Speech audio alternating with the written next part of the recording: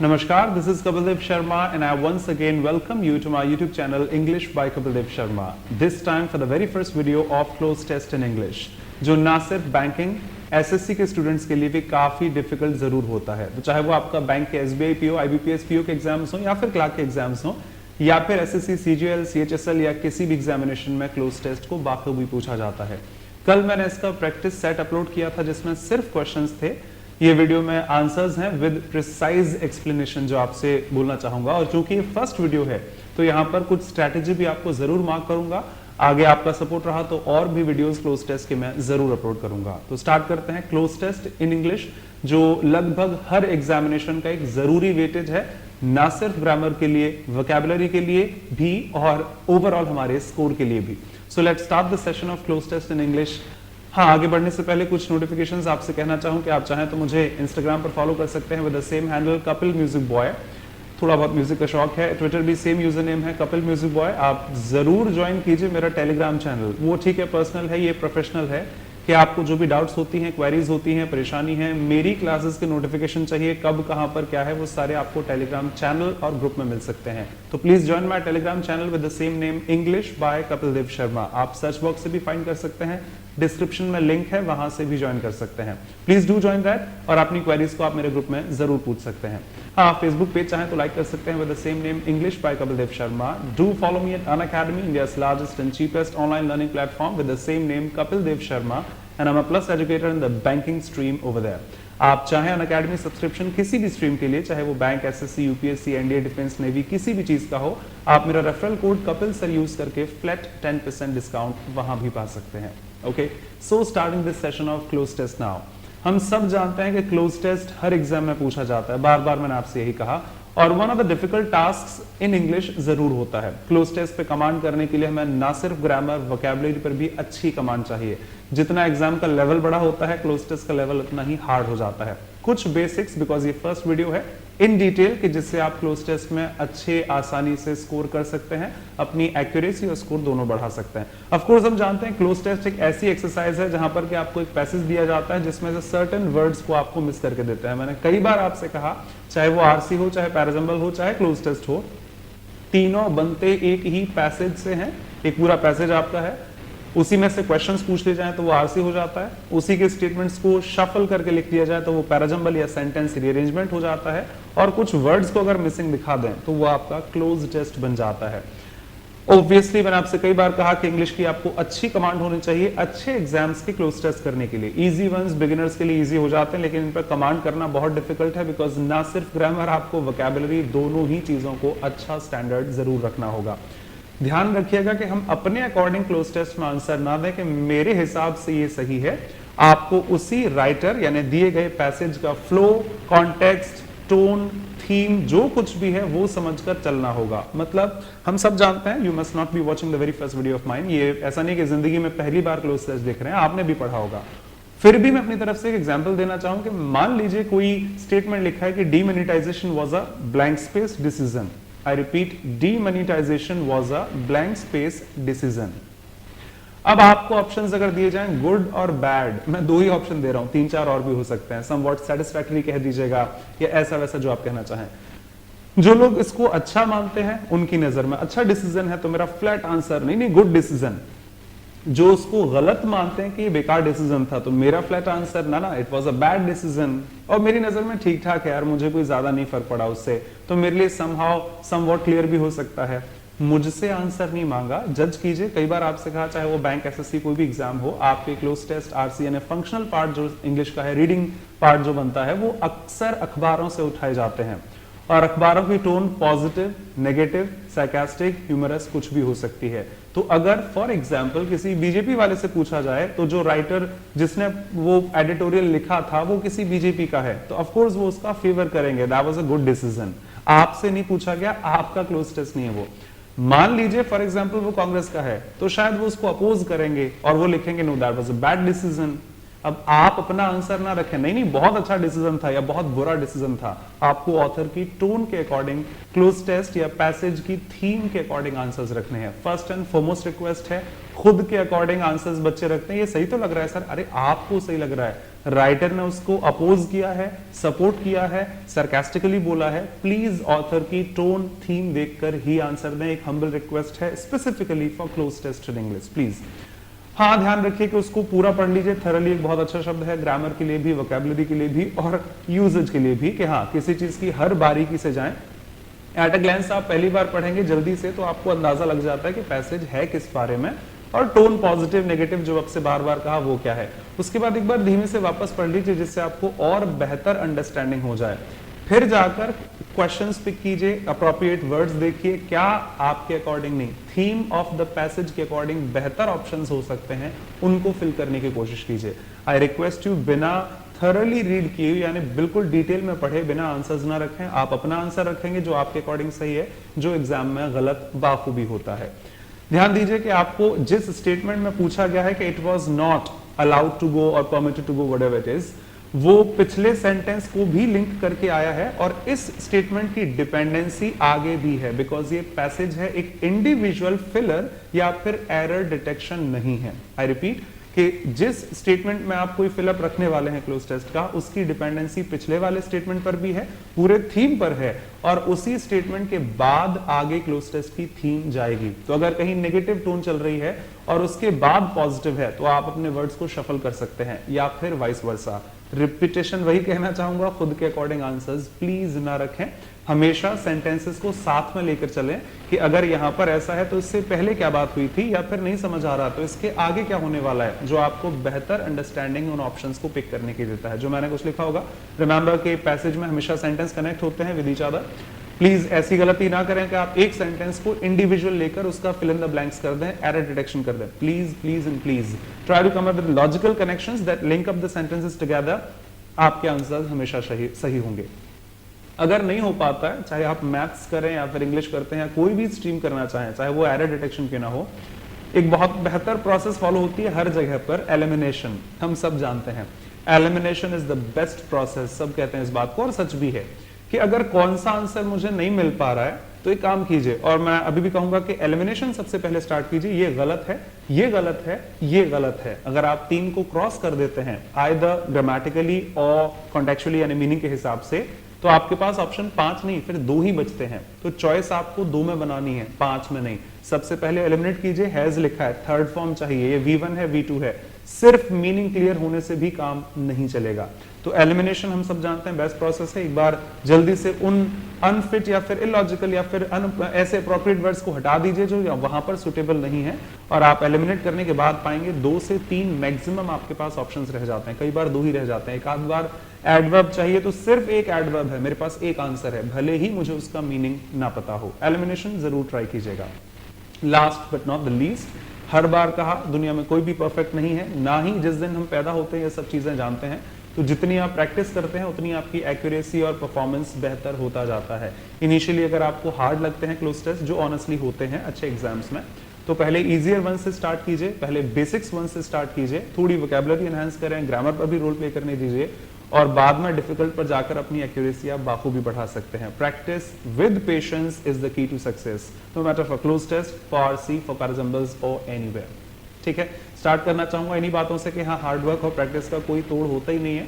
Daily 2 से 3 मैंने आपको स्ट्रेटेजी प्लान अपडेट किए हैं, बैंक और एसएससी के दोनों अलग अलग वीडियोस हैं, आप देख सकते हैं, और इन सब चीजों को प्रैक्टिस करते रहिए। आशा रखता हूं कि आप अपना बेस्ट जरूर दे पाएंगे। जैसे फॉर एग्जाम्पल मैंने आपको एक स्टेटमेंट लिखा है, it is neither the size nor the length of life, जिंदगी की साइज और लेंथ से जज नहीं होता, which makes a man blank space, जो इंसान को बनाती है। क्या बनाती है?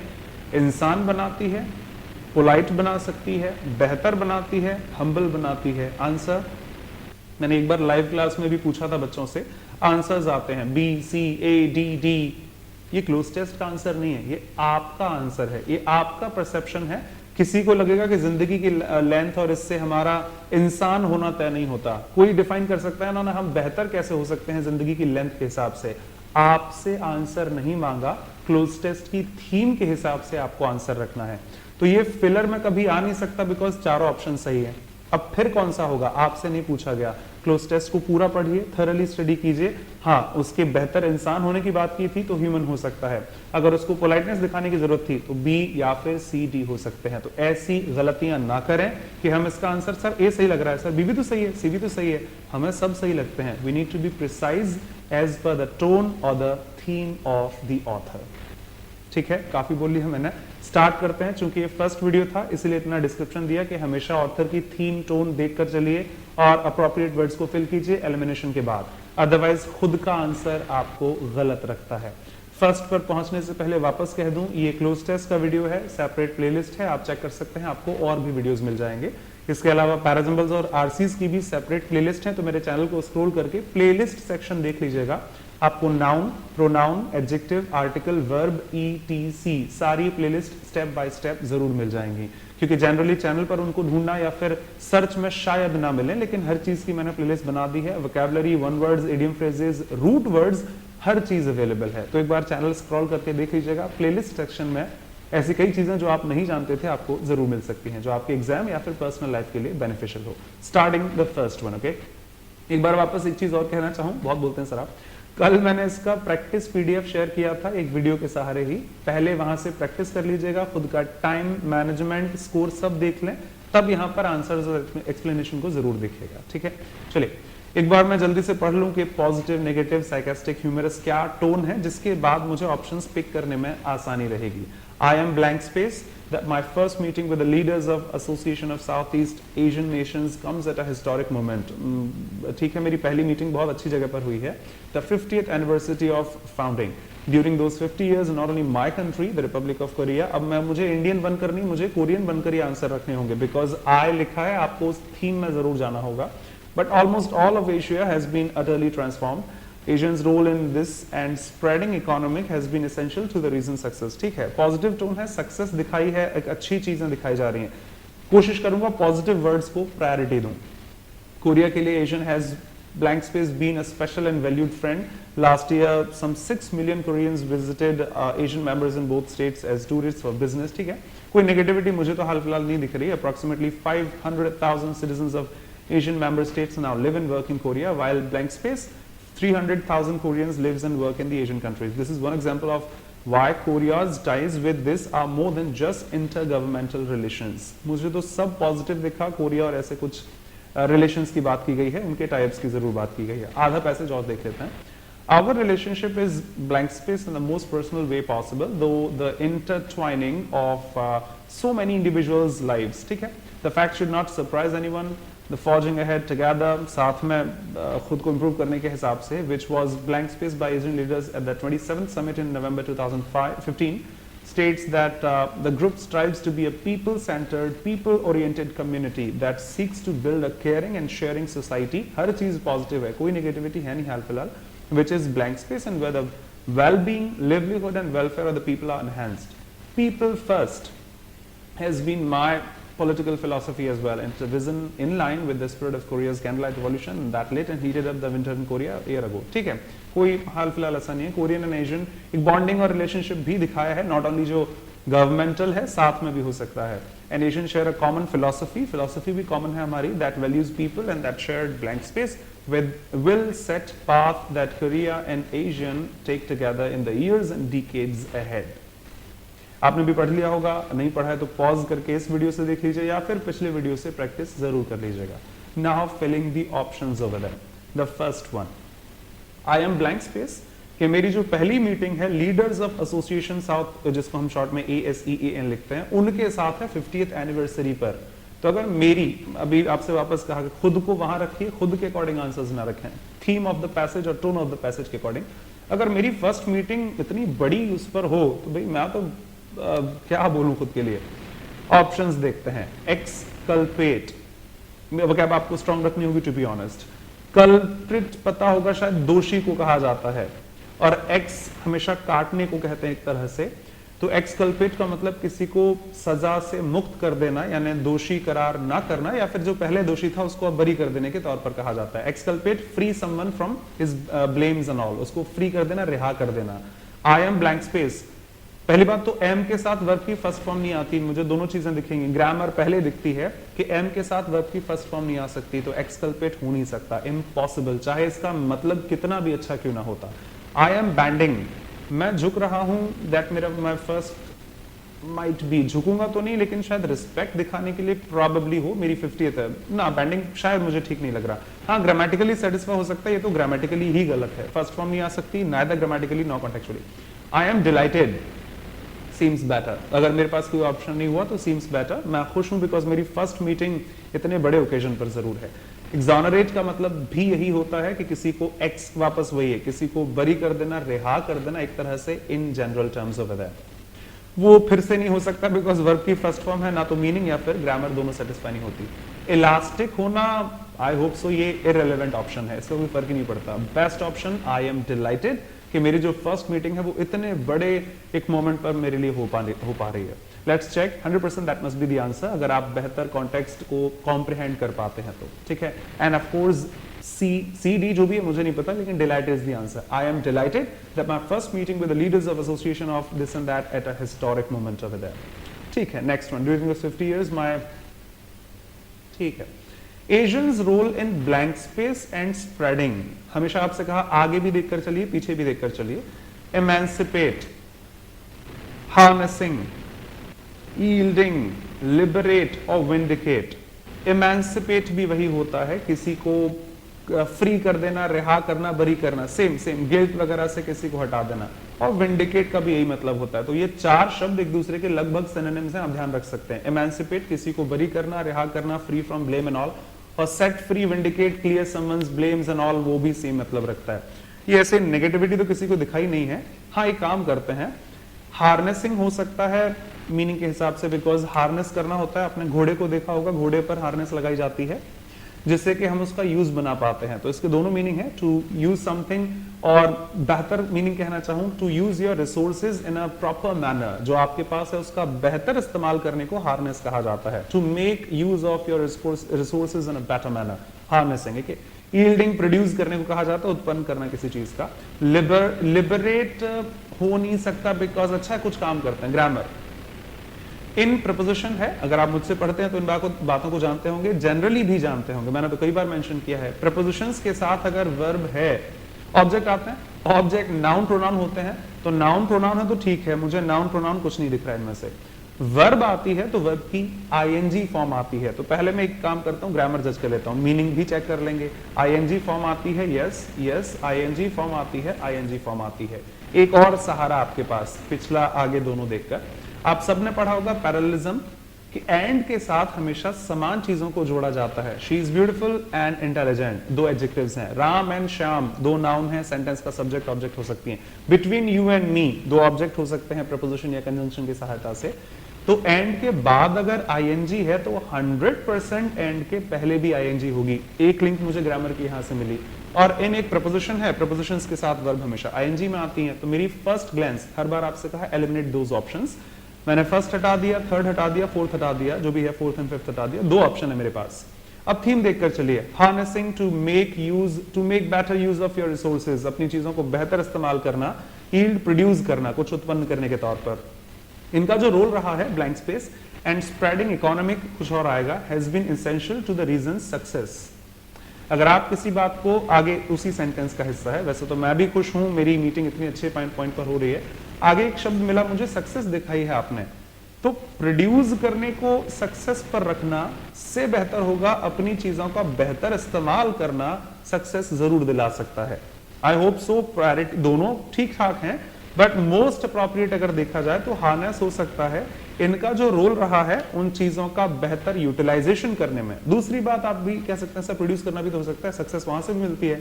तो ASEAN यानी कि association of south east Nations produce नहीं करेंगे। एक नेशन कुछ प्रोड्यूस कर सकता है, मे यील्ड समथिंग, दो नेशंस कुछ प्रोड्यूस कर सकते हैं। ये 6 नेशंस की जो एसोसिएशन है, ये प्रोडक्शन तो नहीं दिखाएगी किसी चीज का, लेकिन इनकी मीटिंग, इनको एसोसिएट होने के बाद सक्सेस की तरफ हम चीजों का बेहतर यूटिलाइजेशन जरूर कर सकते हैं, जिसको हार्नेसिंग कह दीजिए। तो मेरी तरफ से 3 तो हटी गए, 100% रॉन्ग है, ग्रामेटिकली इनकरेक्ट है। हाँ, इस ऑप्शन को जरूर चेक कर सकता हूँ कि 99.99% मेरा आंसर हार्नेसिंग पर है। यील्डिंग मुझे अप्रोप्रिएट नहीं दिखता। अगर सिर्फ इंडिया की बात की गई होती, सिर्फ चाइना, सिर्फ कोरिया की बात होती, तो हम रख सकते थे कि यार वो देश इतना प्रोडक्शन दिखाता है। सक्सेस दिखाने के लिए मुझे अपने रिसोर्सेज का बेहतर यूज इनकी मीटिंग और कॉपरेशन के हिसाब से must be the answer, and of course that is ING के फॉर्म से। ग्रामर, कॉन्टेक्स्ट, प्लीज दोनों देखकर चलिए। नेक्स्ट उसी में आगे है, Asians role in harnessing and spreading economic blank space has been essential to this and that। अब एशियंस, इनका जो रोल रहा है इन blank space and blank space, spread आपकी वर्ब है, इकोनॉमिक एक तरह से एडजेक्टिव हो जाता है। मेरा, चूंकि मुझे ग्रामर पहले दिखती है, माफ कीजिएगा, मुझे पता है कि ज्यादातर टीचर्स ऑप्शंस के मीनिंग दिखाकर पिक करते हैं, जो पता होना आवश्यक है, बट हर इंसान अलग अलग है। मेरी प्रायोरिटी थोड़ी सी ग्रामर पर आ जाती है कि ये एडवर्ब है, ये एडजेक्टिव है, ये नाउन है, यहां मुझे वर्ब चाहिए, तो मैं नाउन को पहले हटा दूं वहां से, कुछ ऐसा मैं फॉलो करता हूं। इकोनॉमिक एक एडजेक्टिव है, आगे जो भी ब्लैंक स्पेस है वो नाउन होना चाहिए obviously. In spreading, for example spread violence कहा जाता है, तो उसके साथ एक नाउन आ रही है। स्प्रेडिंग इकोनॉमिक तो हो नहीं सकता, इकोनॉमिक नाउन नहीं है, इसके साथ कुछ ना कुछ नाउन आएगी, तो मैं ऑप्शंस में पहले नाउन ढूंढूंगा, उसके बाद उनके मीनिंग जज करूंगा। फ्रूटलेस एडजेक्टिव होता है। दूसरी बात, यहां नेगेटिव टोन है नहीं, आगे दिखा है सक्सेस, तो फ्रूटलेस तो ना ग्रामर ना कॉन्टेक्स्ट हो ही नहीं सकता। अवेल शब्द अच्छा है, उपलब्ध कराना, अवेल के साथ रिफ्लेक्सिव्स आते हैं, आपको याद होगा शायद, लेकिन यहां वर्ब नहीं आ सकती, तो ये फिर गलत है। ग्रेटिफाइड, ग्रेटिफिकेशंस को कहा जाता है, बहुत अच्छी बात है, लेकिन इम्पॉसिबल, यहां वर्ब नहीं आ सकती। डाइवर्टेड फिर से वर्ब है, नाउन नहीं है। मीनिंग देख लीजिए, ग्रामर देख लीजिए, economic fruitless doesn't make any sense, economic avail impossible, economic gratified, economic diverted ना। हाँ, ISM पर एंड होने वाले किसी प्रोसेस को दिखाते हैं, and that must be a noun, और इसी नाउन को यहां रखना ग्रामेटिकली मोस्ट अप्रोप्रिएट होगा। मीनिंग के हिसाब से फ्रूटलेस नहीं होगा, नेगेटिव टोन है। अवेलेबल शायद हो सकता है, बट ग्रामेटिकली गलत है। ग्रेटिफिकेशन, किसी का शुक्रिया मुझे इस तरह से यहां पर नहीं करना। डाइवर्जन किसी बात का बिल्कुल नहीं है। तो ऑफकोर्स डायनामिज्म जरूर होगा, जैसे अब मीनिंग किसी की पर्सनालिटी को देखकर आप जरूर कहते हैं डायनामिक पर्सनालिटी है यार, यानी कि विगरस, फुल ऑफ एनर्जी, या फिर रिसोर्सेज, वो सेम हार्नेसिंग जैसा मान सकते हैं कि जिसमें बहुत ज्यादा एंथुजियाज्म है, जो फुल ऑफ एनर्जी है, विगरस है और बेहतर चीजों को यूटिलाइज कर पाता है। That is supposed to be dynamism. I hope so. Harnessing को यहां लिखना और डायनामिज्म को यहां लिखना एक ही बात है। तो इन्हीं सब चीजों को हम एसेंशियल कह सकते हैं किसी भी जगह की सक्सेस को दिखाने के लिए। ठीक है, ऑप्शन चेक करते हैं। एक नाउन है, 100% आंसर है, ग्रामेटिकली मीनिंग भी सेटिस्फैक्टरी है, and that is the answer. Okay, moving ahead. has been essential to the recent success for Korea. Asian has blank space been a special and valued friend। ठीक है, एक positive tone है, हर चीज ही positive है, कुछ negative है नहीं यहाँ पर।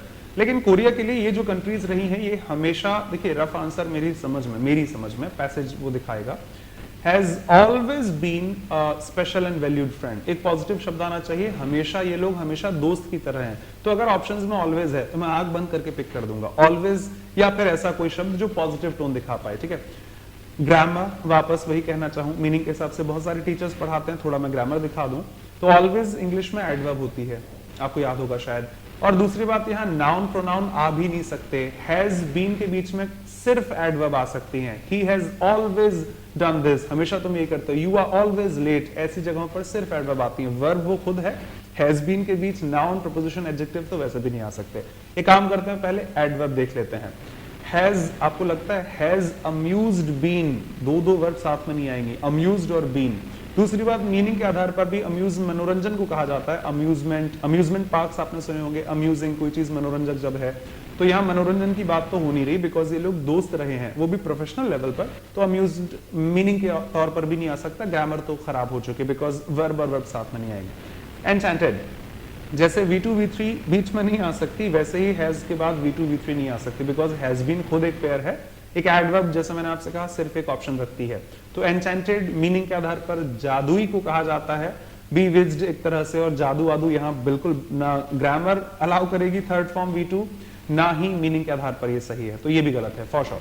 अनडाउटेडली, क्लियरली, सर्टनली, ये ठीक है यार। कोरिया इनके लिए हमेशा एक बहुत अच्छा दोस्त रहा है, तो अनडाउटेडली ये दोस्त की तरह रहे हैं, जिसको नीचे दिखाया भी है।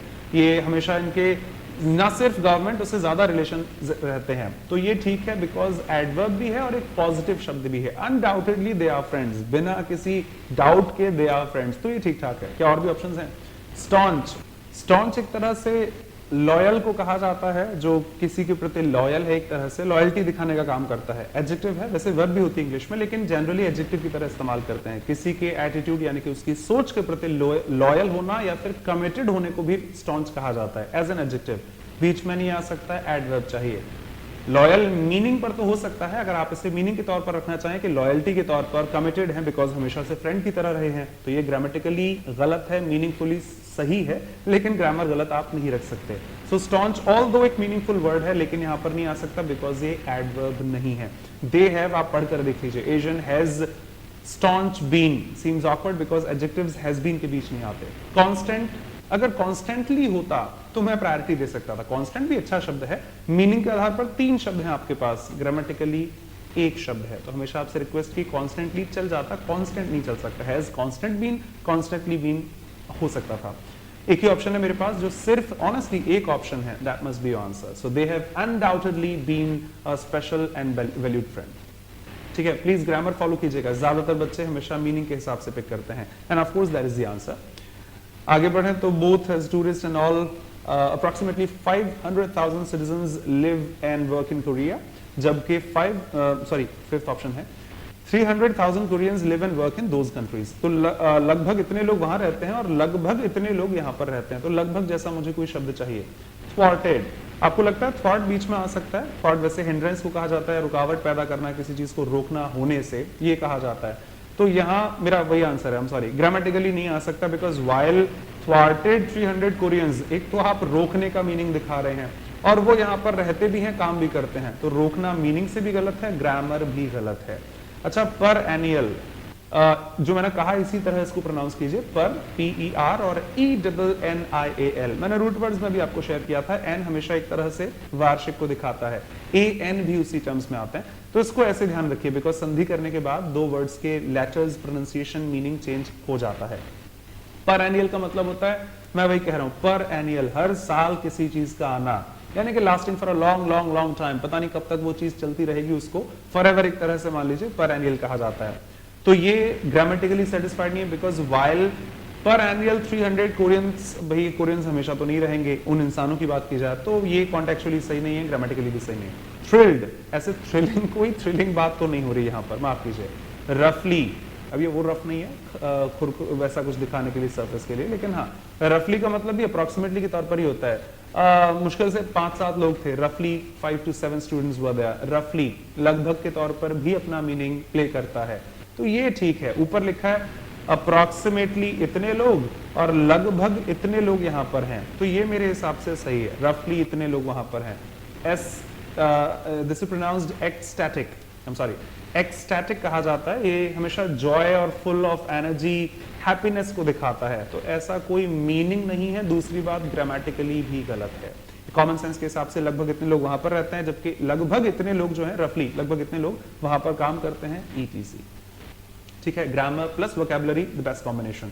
आशा रखता हूं गलत नहीं होना चाहिए। चलिए, Our relationship is blank space in the most personal way possible। फिर एक पॉजिटिव टोन है जो लास्ट स्टेटमेंट में भी थी कि ना सिर्फ उनके इंटर गवर्नमेंटल रिलेशंस हैं, उनसे भी ज्यादा हैं, और हमारा जो रिलेशन है is blank space, positive word चाहिए, in the most personal way possible, भले ही ऐसे ट्विस्ट रहे हो, इंटरट्वाइनिंग, इसी ट्विस्टिंग को कहा जाता है। यूफोरिक, यूफोरिया आपने सुना होगा, बैंड का भी नाम है, खुशी को दिखाने के लिए, एक्सट्रीम हैप्पीनेस और इस तरह को दिखाता है। एनरैप्चर्ड का भी सेम मतलब है, मेक समवन प्रीटी हैप्पी, किसी को खुश कर देना। तो आवर रिलेशनशिप इज एनरैप्चर्ड, किसी को खुश हमने नहीं किया, हो भी सकता नहीं भी हो सकता, मुझे नहीं पता। डूम्ड कह दीजिए, डूम तो नहीं हो पाएगा भाई, डूम एंड डेस्पेयर, दुख, निराशा जैसे शब्दों का यहाँ ऑप्शन नहीं है। पॉजिटिव शब्द आप कहेंगे, यूफोरिक, एनरैप्चर्ड चल सकता है, डूम तो नहीं आ सकता। डीपेंड, अब ध्यान दीजिएगा, सब्जेक्ट हम नहीं है कि मैं खुश हूं या आप खुश हैं, यूफोरिक या एनरैप्चर्ड। रिलेशनशिप खुश होते हैं, रिलेशनशिप खुश किए जाते हैं, रिलेशनशिप्स को खुश करने की बात है।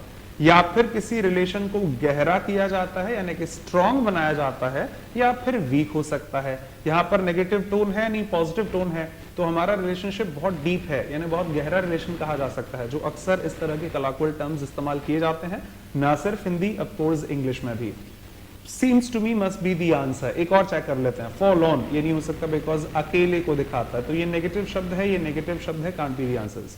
अब आप पिक कर लो, रिलेशनशिप खुश या फिर गहरा रिलेशन जरूर कहा जा सकता है। 100% लास्ट स्टेटमेंट में लिखा था कि ना सिर्फ हमारे रिलेशन है, हमारे रिलेशन तो इतने गहरे हैं कि जो मोस्ट पर्सनल वे में जितना हो सकता है उतने ज्यादा डीप कहे जा सकते हैं। 100% that must be the answer. Passive formulation B के साथ या तो आईएनजी आती है या फिर थर्ड फॉर्म आती है या फिर एडजेक्टिव्स आते हैं। प्रायोरिटी के हिसाब से ग्रामर, वोकैब सब कुछ करके deep and must be the answer. Deep relationship जैसे आप कह सकते हैं, and of course that is the answer. Next दो ठीक है, this fact should not surprise anyone. Asian 2025 forging ahead together which was blank space by। माफी but आपके लिए हेल्पफुल शायद कह पाऊं क्योंकि कम लोग इस तरह से पढ़ाते हैं, ग्रामर को फर्स्ट रख के। ज्यादातर लोग मीनिंग को पुट करने की कोशिश करते हैं, जो मेरी तरफ से उल्टा है, मुझे ग्रामर पहले दिखती है। एक बात कहूं जो आपके लिए इजी रहे, यहाँ वॉज लिखा है, फिर वही कहानी बी के साथ क्या आता है, आगे लिखा है बाय।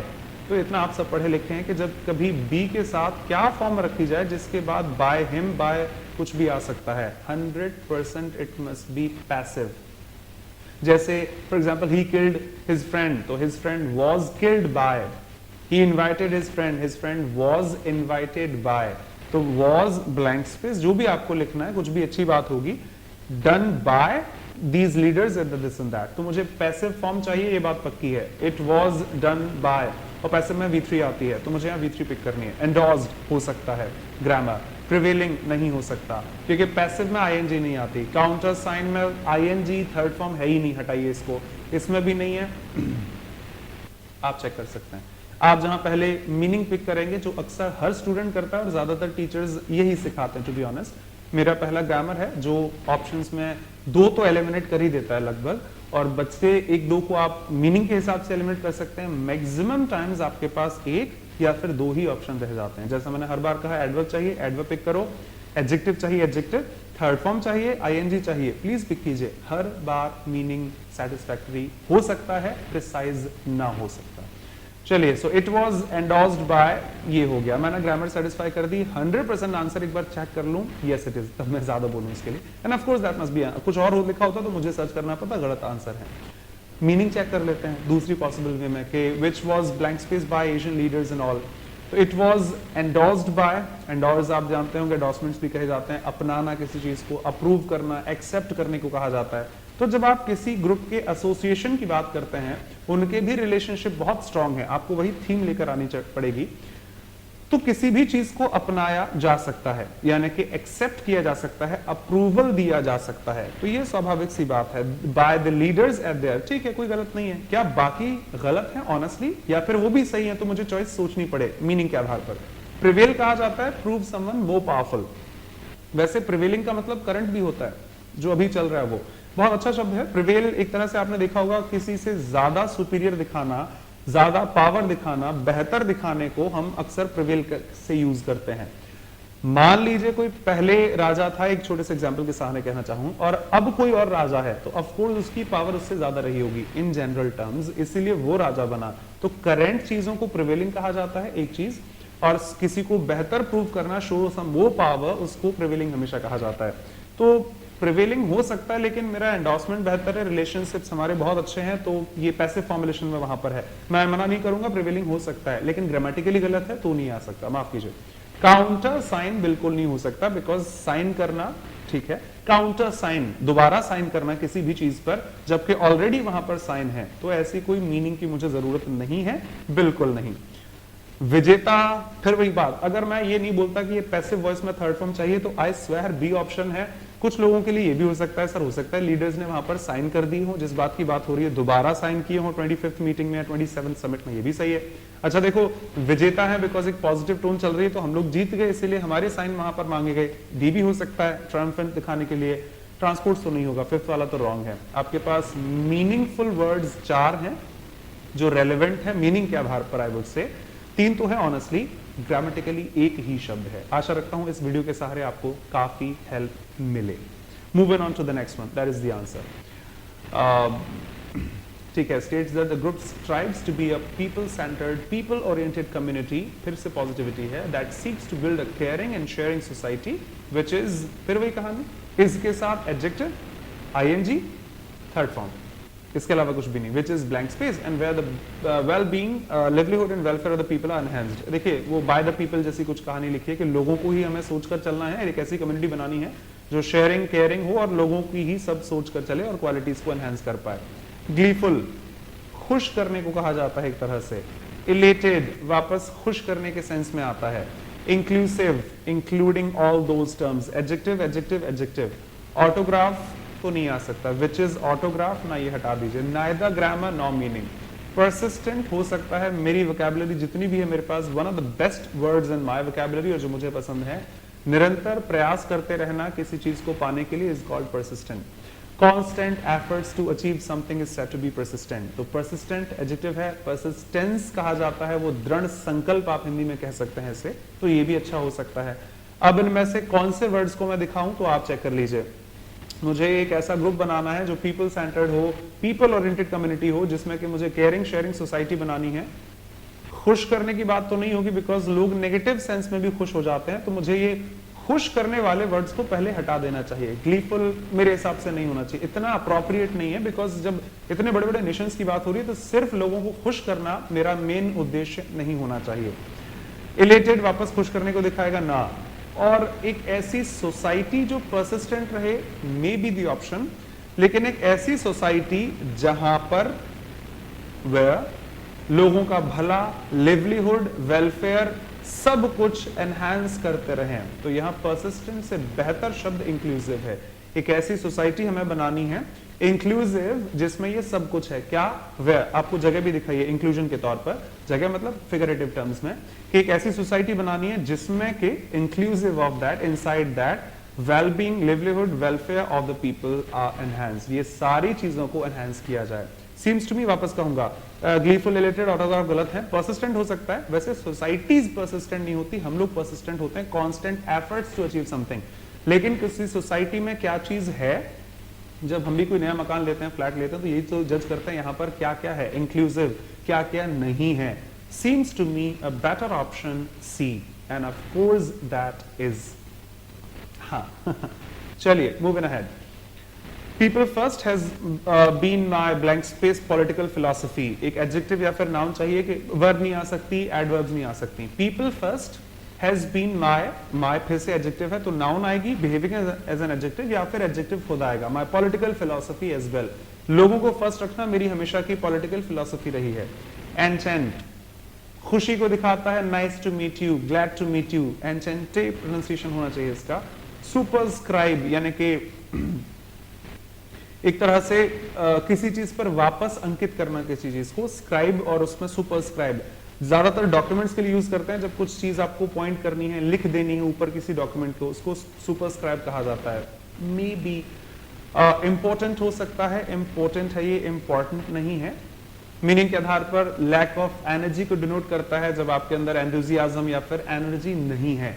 तो मैं एक चीज कहूंगा, नेगेटिव शब्द है इस पूरी पॉजिटिविटी में, जहां लोगों को आगे रखने की बात है, मैं नेगेटिव वर्ड को पिक नहीं करूंगा। लैकिंग एनर्जी मेरा ऑप्शन नहीं हो सकता। Validate might be my option, तो ऑप्शन खुश करना मान सकता हूं, and nice to meet you, grateful, pleasing and all. Superscribe पता नहीं, फिर क्या पिक करूं मैं? अच्छा, लॉन्ग स्टैंडिंग, हालांकि मीनिंग के आधार पर भी आप लॉन्ग स्टैंडिंग रखेंगे कि हमेशा जो चलता रहे, लॉन्ग स्टैंडिंग, जो हमेशा स्टैंड करे, हमेशा खड़ा रहे, एक तरह से हमेशा के लिए एप्लीकेबल जो चीज हो सकती है। Meaning of course fourth one का बेहतर है। मेरे पास ग्रामेटिकल आंसर भी है इसका, कि my blank space political etc, adjective या फिर नाउन चाहिए। एन्चेंटेड नाउन में नहीं आ सकती, एडजेक्टिव्स में काउंट नहीं होगी। सुपरस्क्राइब वर्ब होती है इंग्लिश में, वैलिडेट भी वर्ब होती है, ये ग्रामेटिकली गलत है, ये एडजेक्टिव है, आ नहीं सकता। हाँ, पार्टिसिपल्स, वो नेगेटिव शब्द था तब भी नहीं आ सकता। पार्टिसिपल्स जरूर आते हैं, washing machine, present participle verb की आईएनजी फॉर्म जो एडजेक्टिव का बिहेवियर देती है। So I think so that must be correct. और मीनिंग के हिसाब से बिल्कुल सही है, लोगों को आगे रखना, यानी लोगों के लिए सोचना, उनकी वेलबींग और लिवलीहुड के लिए सोचना हमेशा से मेरी सोच में रहा है, that has been my philosophy as well. एक पॉजिटिव शब्द है, ग्रामेटिकली भी सही है, and that is the answer. Last one, and that led he to the Korea and Asia share with a common philosophy that values people। वापस वही लोगों की वैल्यू की बात की है, and that shared blank space, and that shared blank space will set the path that Korea। एक verb के पहले सब्जेक्ट चाहिए, तो कुछ नाउन जैसा कुछ होना चाहिए, ध्यान रखिएगा, बिकॉज उसके साथ मॉडल वर्ब है will, तो he will go, नाउन या प्रोनाउन, सब्जेक्ट जरूर होना चाहिए जो नाउन प्रोनाउन होते हैं। इंस्क्राइब, लिखना किसी चीज पर, अंकित करने को कहा जाता है, वर्ब होती है प्लीज हटा दीजिए। आप जरूर कह सकते हैं कि उन्होंने पेपर पर कुछ लिखा होगा, मीनिंगफुल सही है, ग्रामेटिकली इंस्क्राइब वर्ब है, विल वर्ब है, वर्ब के साथ वर्ब नहीं आती, माफ कीजिए। अबाइडिंग नहीं हो सकता, बिकॉज अबाइड माना अबाइड बाय किसी को फॉलो करना, एक्सेप्ट करना, अप्रूवल के तौर पर ही लिखा जाता है, लेकिन वर्ब के साथ वर्ब नहीं आती। एंड्योरेंस की बात यहाँ हो नहीं रही है, हो भी सकती है पॉजिटिव मीनिंग, भैया वर्ब नहीं आएगी। स्टेराइल बांझ को कहा जाता है, एक नेगेटिव टर्म है, इस पैसेज में नेगेटिव वर्ड्स का कोई काम नहीं है, लेकिन आउटलुक किसी इंसान का परसेप्शन, किसी इंसान की सोच, उसका पब्लिक ओपिनियन कहा जा सकता है, नाउन भी है और मीनिंग के आधार पर भी बेस्ट है। और दैट शेयर्ड, क्या आपका रिलेशनशिप जिससे आपकी सोच रख पाऊं, बिकॉज आगे हर जगह लिखा है कॉमन फिलॉसफी जो आपकी सोच पर आती है, जो आपका आउटलुक भी कहा जा सकता है, जो आपका परसेप्शन है, आपका ओपिनियन है। So that shared common outlook that shared common outlook will set the path for this and that take it together in the years ahead. तो आपकी जो सोच है, आपका जो व्यू है, परसेप्शन है, यही आपके इस रिलेशन को आगे और डिकेड्स तक ले जा पाएगा। काफी बोला मैंने, टाइम काफी लग गया होगा इसको रिकॉर्ड करने में, लेकिन आशा करता हूं कि इस फर्स्ट क्लोज टेस्ट के सहारे, अगर आप में से कोई अननोन भी मुझे जो मुझे नहीं जानते हैं या पहले वीडियोस नहीं देखे हैं, सर इतना टाइम लगा दिया आपने, because that was the first one, और आशा करता हूं कि कई हिंट्स आपको मार्क की होंगी, बिकॉज मेरा उद्देश्य सिर्फ इस क्लोज टेस्ट के आंसर बताना नहीं था। तो मेरी तरफ से मैंने आपको दोनों तरह से हेल्प की, आपका सपोर्ट मिलेगा, इसके व्यूज अच्छे होंगे तो मैं आगे और भी वीडियोस डालूंगा, अदरवाइज पैराजम्बल्स बंद हैं, माफी इन शब्दों के लिए, बट मुझे उतने व्यूज नहीं मिले तो माफ कीजिएगा, पैराजम्बल्स मैं आगे अपलोड नहीं करूंगा, excuse me for that. Doubt है आप पूछ सकते हैं, बाकी ऑब्जेक्शंस हैं आप कमेंट्स में लिख सकते हैं। वापस वही लाइन आपकी कि आपको वोकैबुलरी प्लस ग्रामर पर कमांड होनी चाहिए। कुछ लोग वोकैब में बहुत अच्छे हैं, बट दो एक गलत हो सकते हैं ग्रामर की वजह से, कुछ लोग ग्रामर में बहुत स्ट्रांग होते हैं, लेकिन यहाँ वोकैब ऑनेस्टली बहुत स्ट्रांग चाहिए, तो प्लीज दोनों चीजों का ध्यान रखें। नॉर्मल स्टैंडर्ड जो एक बैंक एग्जाम पूछता है या फिर एसएससी में कभी कभी जो बहुत अच्छे आते हैं, उनमें इस तरह के आंसर्स टिक किए जाते हैं, ठीक है। चलिए, मैंने एक और आपको दिया था, यस ऑफ कोर्स आंसर मैंने चेक नहीं किया, हाँ श्योर वही था और कुछ था भी नहीं, आउटलुक वाज द आंसर। एक और आपको दिया था, जनरली अगर आप एसएससी के हैं या फर्दर प्रैक्टिस करना चाहते हैं तो एसएससी में क्लोज टेस्ट इजी भी आते हैं, डिफिकल्ट भी आ जाते हैं, क्योंकि एसएससी के मैं तो यही कहूंगा दिल से, सीजीएल 200 में से आपको 180 या 85 के आसपास स्कोर करना चाहिए, तो लगभग हर 20 में से 19 नंबर मुझे चाहिए, तब जाकर मैं वहां जा सकता हूं लगभग। स्टेनोग्राफर है तो 100 में से 85 नंबर मुझे चाहिए, इसीलिए मुझे वापस 10 में से 9 के आसपास टच करना होगा। तो इसमें 10 में से 9 टच कीजिए, बिकॉज इजी ऑप्शंस है, फाइन, एक आध भी गलत हुआ तो आप अपने एवरेज पर रहेंगे, 2 गलत हुए तो आप उससे बहुत नीचे चले जाएंगे, ऐसा प्लीज ना करें, आई रिक्वेस्ट यू। ये एसएससी सीजीएल 2019 में जो एग्जाम हुआ है, यानी 18 का आई वुड से, उसको पूछा गया था। तो मानता हूं आप में से जो लोग बैंकिंग के होंगे बहुत इजी लगेगा, जो एसएससी के हैं आप यही देख लीजिए कि लगभग जनरली ऐसे ही क्लोज टेस्ट एसएससी पूछते हैं, लेकिन कभी कभी ऑनेस्टली बहुत स्ट्रांग आते हैं। 19 में जो क्लोज टेस्ट आए थे बहुत अच्छे थे, तो एक एवरेज दिखा पाऊं इनिशियली, आगे आपका सपोर्ट रहा तो और अपलोड करूंगा, अदरवाइज आप जानते होंगे। चलिए, I was friends with the artist, जो भी नाम है उनका, he was one of the best, कहूंगा मैं तो, human beings I have ever met. बुरे भी हो सकते हैं, नेगेटिव टोन जज करनी, अच्छा अच्छे हैं कि बुरे हैं। आई लर्नड फ्रॉम हिम, सीखा कुछ उनसे, तो शायद अच्छे होंगे, बुरे तो नहीं होने चाहिए।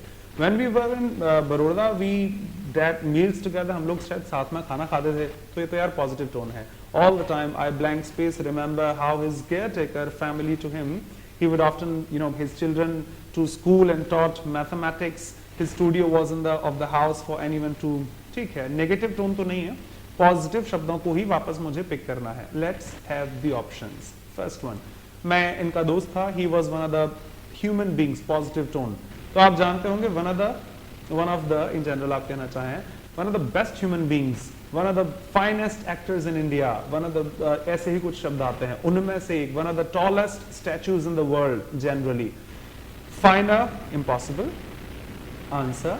फ्यू ह्यूमन बींग्स आप कह सकते हैं सर उन कम में से हैं, लेकिन मैं जिंदगी में जितने भी लोगों से मिला हूं उनमें से एक है। फ्यू यहां आ नहीं सकता, आपको पता होगा, बिकॉज ये नेगेटिव टोन नहीं है। फ्यू का इस्तेमाल अक्सर नेगेटिव वर्ड्स में करते हैं। फाइन आ नहीं सकता बिकॉज एक इंसान की बात नहीं है, बहुत सारे लोगों में से मिला जिनमें से आप एक हैं। डिग्री सुपरलेटिव सब जानते हैं, one of the finest, one of the best, one of the, जो आप कहना चाहें कुछ ऐसे ही वर्ड्स में। So yes of course must be the answer, one of the finest human beings I have ever met.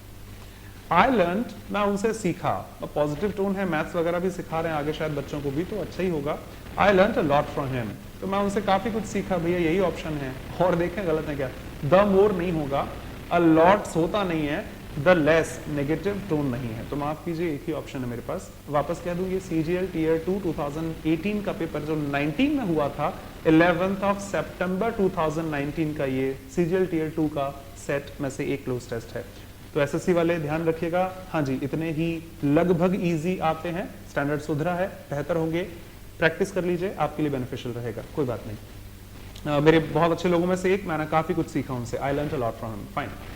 I was friends with, I am sorry मैं शुरू से पढ़ने लग गया। व्हेन वी वर इन बड़ौदा, जब हम लोग बड़ौदा में थे तो वी मील्स टुगेदर, हम लोग साथ में खाना खाते थे, कुछ ये लिखा हुआ है। वुड हैव फ्यूचर को दिखा, अच्छा एक सेकंड, मॉडल्स मेरे रामबाण में से एक मॉडल के साथ वीवन आती है, शेक्सपियर, माफी इन शब्दों के लिए, बट खुद आ जाए तो वुड हैड नहीं लिख सकते, माफ कीजिएगा। हैविंग हैड अजीब सी स्ट्रक्चर है, अच्छा यहाँ पर है third, I am sorry, we having had, ये फाइनाइट वर्ब नहीं है भैया, आंसर नहीं हो सकता। अच्छा आई एम सॉरी, ऑप्शंस बहुत इजी हैं, अदरवाइज मुझे कुछ समझाने को मिलता है यहाँ पर, माफी, वी के साथ हैज नहीं आ सकता, तो आपके पास एक ही ऑप्शन बचा जो आपका आंसर होना चाहिए, and of course must be the answer. अच्छा मैंने पढ़ाया था, आप प्लेलिस्ट चेक कर लीजिएगा, अगर आप इसे प्रीमियर में देख रहे हैं तो अगले कुछ दिनों में आप मॉडल्स के वीडियोस देखेंगे, modal verbs in English, can, could, shall, should, etc, जहां पर मैं आपको मार्क करूंगा वुड का मतलब हमेशा वो फ्यूचर वाला नहीं होता। इंग्लिश में वुड यूज्ड टू का भी सिनोनिम होता है, यानी पास्ट की आदतों को दिखाने का काम भी वुड करता है। आई रिपीट, इंग्लिश में वुड यूज्ड टू का भी सिनोनिम होता है, पास्ट की हैबिट्स को दिखाने का भी काम जरूर कर सकता है। तो वुड को इस तरह से लिखा है कि जब हम लोग वहां पर रहते थे, हम लोग साथ में खाना खाते थे। ये वुड हैव जो है ये कंडीशनल नहीं है, इसका मतलब यहाँ पर यूज्ड टू के तौर पर है, पास्ट की आदतों को दिखाने के लिए। डिटेल्स आप मॉडल्स के चैप्टर से चेक कर सकते हैं, और बाकी मैंने क्रॉस कर दिया, ग्रामेटिकली गलत है, आपके पास एक ही ऑप्शन है, तो एनी हाउ वही आपका आंसर है, would have, yes of course. Fourth one, I blank space remember, मुझे लगता है बिना सोचे लिखना होगा, आई स्टिल रिमेंबर, मुझे आज भी याद है। आई अंटिल, आई नेवर, बिल्कुल क्यों नहीं भाई, आई अलोन ना, आई स्टिल रिमेंबर, मुझे आज भी याद है कैसे उनकी फैमिली को इस तरह रखा जाता था, बच्चों को स्कूल छोड़ने जाते थे। कोई डिफिकल्ट नहीं है, इस बात पर ध्यान रखिएगा। इतना इजी सर, हाँ जी इजी है, लेकिन 10 में से मिनिमम 9 सही होने चाहिए। कुछ डिफिकल्ट भी आते हैं जिनका डिडक्शन करवा के 27 तक रहें आउट ऑफ 30 अगर तो चलेगा, अदरवाइज आप कट ऑफ के काफी नीचे जा सकते हैं। I still remember, of course. How his care taker, आगे वर्ब लिखी है, अच्छा, how his care taker blank space family to him, उसका जो केयर टेकर था वो उसके लिए परिवार की तरह था। अब चूंकि बात पास्ट की है, इज नहीं आएगा, बी तो आप डायरेक्टली लिखोगे, केयर टेकर सिंगुलर शब्द है तो वर नहीं आ सकता, एक ही शब्द है मेरे पास। हाँ जी, इतने ही इजी ऑप्शंस आते हैं। How his care taker was family to him, तो उसका जो केयर टेकर था वो उसके लिए परिवार की तरह था। एंड ही वुड ऑफ्टन, ये वापस वही है। अच्छा क्या, चलिए हिंट दे देता हूँ, कई ऐसे ऑप्शंस आपको काम कर जाए जो लोग SSC के हैं। वुड जब यहां पर इस्तेमाल है तो आप पैरेललिज्म के तौर पर ये कह सकते हैं वुड आपका वहां पर भी आएगा, जो भी नेक्स्ट था, वी वुड, हाँ जी थर्ड में जो ऑप्शन था, वुड हैव जहां मार्क किया था, ये भी यूज टू है, ये भी वही यूज टू है। पैरेललिज्म के आधार पर आप इनको साथ में ही इस्तेमाल करें, तो एक आंसर तो आपका यहां भी लिखा है, यहां यूज टू होता, वहां भी यूज टू होता, एक आंसर आपको। और मैंने कई बार कहा है, जनरली SSC के एग्जाम्स में लगभग एक अंदाजा दूं जो मेरा एक्सपीरियंस है, 2 से 3 लगभग आपको क्लोज टेस्ट में ही आंसर्स मिल जाते हैं। कहीं नीचे लिखा होगा, कहीं और लिखा होगा, आपको 2 से 3 तो उसी क्लोज टेस्ट में आपके आंसर्स फिलर्स के मिल जाते हैं जो आपसे पूछे गए। तो he would often blank space his children, अब वुड है, ऑफ्टन वर्ब होती है इंग्लिश में, वुड मॉडल है, मॉडल के साथ 100% V1 आनी चाहिए, रामबाण है। इम्पॉसिबल ट्रू ड्रॉप नहीं आ सकता, इम्पॉसिबल ड्रॉपिंग नहीं आ सकता, इम्पॉसिबल ड्रॉप नहीं आ सकता। आंख बंद करके एक आंसर मॉडल्स के साथ हमेशा भी बनाती है। अगर आप मुझसे पढ़ते हैं तो ये शब्द आपके लिए बच्चों जैसे होंगे, रामबाण का एक जरूरी हिस्सा है, ठीक है। Would drop his children to school and taught speech verb होती है, ट्रांजिटिव है, ऑब्जेक्ट आते हैं उसके बाद, and taught those, there, they and them. कई लोगों को आंसर दिख गया होगा। पहली बात तो वर्ब के साथ ऑब्जेक्ट आते हैं। बच्चों को स्कूल छोड़ने जाते थे हिज चिल्ड्रन, और पढ़ाते थे, सिखाते थे, किसको? ऑब्वियसली बच्चों को। तो बच्चे चिल्ड्रन है, प्लूरल टर्म है, प्लूरल पिक कर लीजिए। सब्जेक्टिव केस आ नहीं सकता, देयर एडजेक्टिव होता है, हाँ देयर एडजेक्टिव होता है, देयर्स प्रोनाउन होता है। दोज में कोई डेमोन्स्ट्रेटिव टर्म नहीं है, उन्हीं बच्चों का जिक्र वापस है, उनको सिखाते थे, स्कूल ले जाते थे, ईटीसी। चिल्ड्रन है, देम लिख दिया। चाइल्ड होता तो एक सिंगुलर शब्द से काम चलाया जा सकता था। एंड टॉट देम मैथमेटिक्स, अच्छा उनको मैथ्स पढ़ाते थे, ठीक है। His studio was in the blank space of the house. No, answer them, okay? His studio was in the centering, nonsense, centralized, noun चाहिए भाई, center, बढ़िया, in the center of the house, central, ना, एक ही option है मेरे पास, in the center of the house। मैं अभी भी कहूँगा इसमें से 10 में से 9 जो आपसे कह रहा हूँ बार बार, यहाँ आशा रखता हूँ 10 out of 10 ही हूँ। लेकिन वो वुड वाले के अगर ऑप्शंस अच्छे होते जो कभी कभी एसएससी दे देती है तो आपका काम डिफिकल्ट हो सकता था। यहाँ तो मुझे लगता है सारे इजी हैं जो अक्सर आते हैं। His studio was in the centre of the house and कोई ये सोचे सर इतनी इजी नहीं आते भैया, 19 का सेट है। मैं वापस मार्क कर दूं, आप चेक कर लीजिएगा। डेट भी बोल रहा हूँ 11 सितंबर 2019, अभी 1 साल भी नहीं हुआ इस वीडियो के लिए। तो हाँ जी आप चेक कर सकते हैं, सीरियल टियर 2, ठीक है।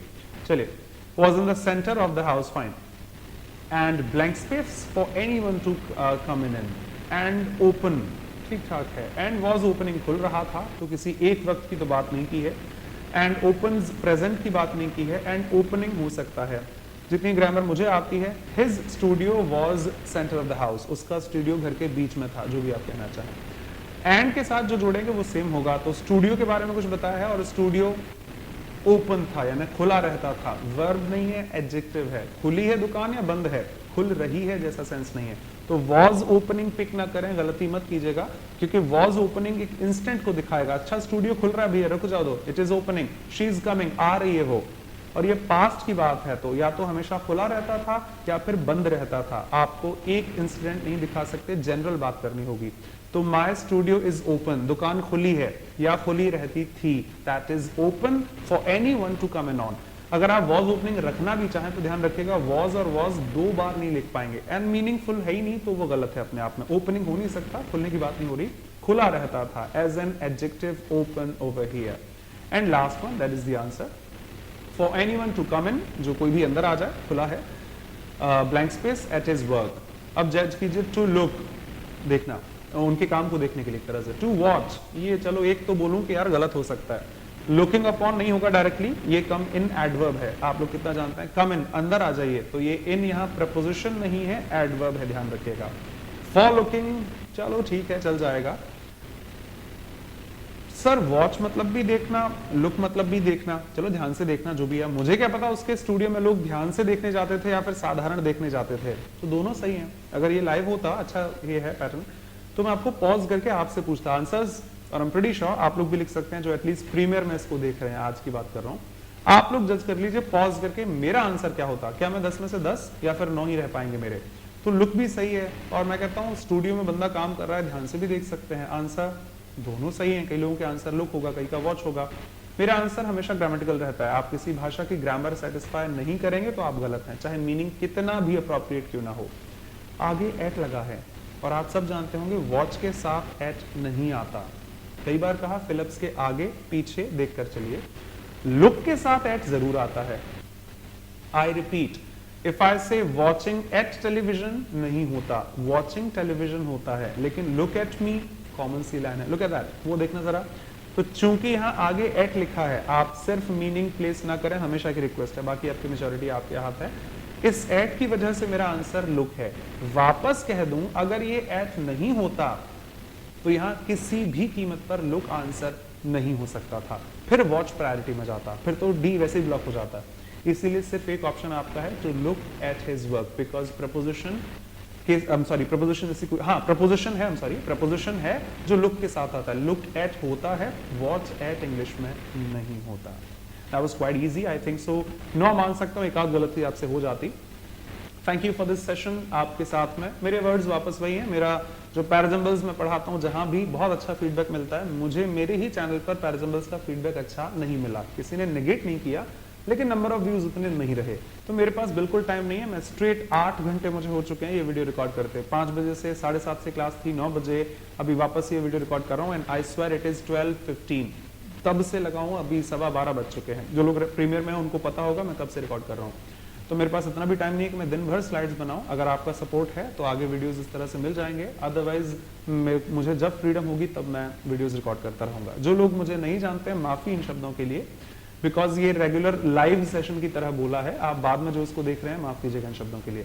आप मेरे चैनल पर बाकी प्लेलिस्ट देख सकते हैं, बहुत डिटेल में हर चीज को समझाया है, चाहे वो ग्रामर हो, वोकैबुलरी के कम वीडियोस हैं, ग्रामर बहुत डिटेल में है। आप में से जितने भी जानते होंगे ग्रामर के लिए जरूर जानते होंगे, noun, pronoun, adjective, adverb, verb और आगे के पैटर्न्स भी आपको प्लेलिस्ट्स में जरूर मिल जाएंगे। तो एक बार चैनल प्लेलिस्ट देख लीजिए, RC, cloze test, parajumble, sentence rearrangement, बाकी चीजें आपको जरूर मिलेगी। ठीक है, थैंक यू। एक बार प्लेलिस्ट चेक कर लीजिएगा। एक वापस छोटी सी लाइन, आप मुझे सोशल नेटवर्किंग वेबसाइट्स पर चाहे तो फॉलो कर सकते हैं, you are most welcome. Twitter Kapil music boy as well as Instagram Kapil music boy.